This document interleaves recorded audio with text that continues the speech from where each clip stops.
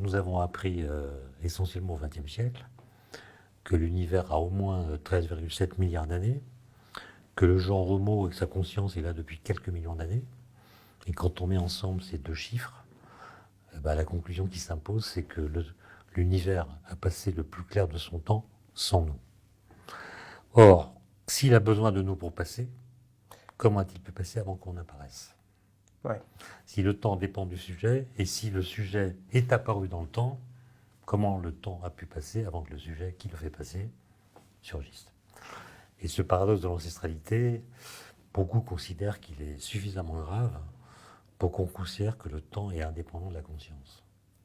C'est une sorte d'entité physique dont on a l'habitude, parce qu'à l'école, on apprend à le représenter par le paramètre petit t, on trace même l'axe des temps. Ouais. Mais quand on trace l'axe des temps par automatisme, sans s'en rendre compte, on fait un truc horrible, puisque on trace le cours du temps comme s'il était de l'espace. Or, il y a quand même une différence entre le temps et l'espace.